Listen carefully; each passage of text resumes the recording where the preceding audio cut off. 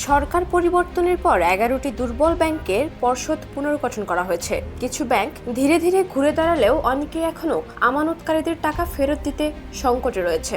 এমন পরিস্থিতিতে প্রশ্ন উঠছে, যদি কোনো ব্যাংক দেউলিয়া বা বন্ধ হয়ে যায় তাহলে একজন গ্রাহক কতটা সুরক্ষিত এবং কত টাকা পর্যন্ত ফেরত পাবেন।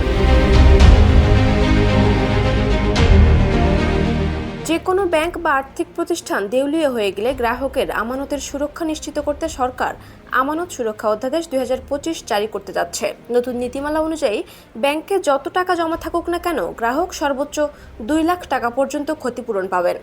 এতদিন পর্যন্ত এই সীমা ছিল 1 লাখ টাকা। নতুন অধ্যাদেশ পাশ হলে 2000 সালের ব্যাংক আমানত বীমা আইন বাতিল হয়ে যাবে।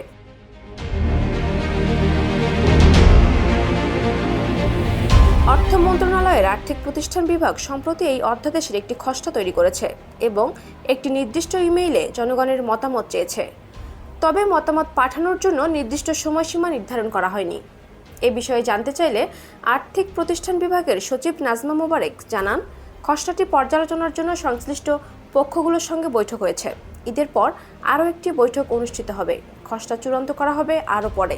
যমুনা ইলেকট্রনিক্স ঈদে ডাবল খুশি অফার সিজন 3, যে কোনো পণ্য কিনলেই পাচ্ছেন নিশ্চিত ঈদ উপহার।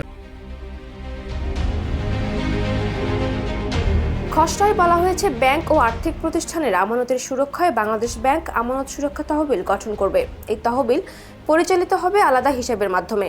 এছাড়া বাংলাদেশ ব্যাংকের আওতায় ডিপোজিট প্রোটেকশন ডিভিশন নামে একটি নতুন বিভাগ গঠন করা হবে, যা এই তহবিল পরিচালনার দায়িত্বে থাকবে। তবে সরকারি প্রতিষ্ঠান, রাষ্ট্রায়ত্ত সংস্থা, বিদেশি সংস্থা বা আন্তর্জাতিক সংস্থার আমানত এই অধ্যাদেশের আওতামুক্ত থাকবে।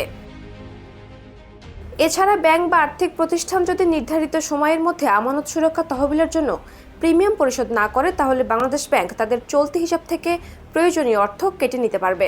বিলম্বের ক্ষেত্রে জরিমানাও আরোপ করা হতে পারে। এছাড়া 3 বছর অন্তর একবার পর্যালোচনার মাধ্যমে সুরক্ষিত আমানতের পরিমাণ নির্ধারণ করা হবে।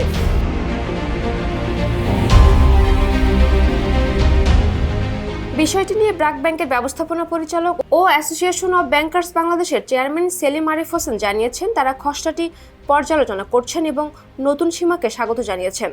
তবে ভবিষ্যতে এই পরিমাণ আরও বাড়বে বলে তিনি আশাবাদী। তবে যদি কোনো আমানতকারীর ব্যাংকে 1 কোটি টাকাও জমা থাকে এবং সেই ব্যাংক দেউলিয়া হয়ে যায়, তবে তিনি সর্বোচ্চ 2 লাখ টাকা ফেরত পাবেন। বাকি অর্থ ফেরত পাওয়ার কোনো নিশ্চয়তা থাকবে না।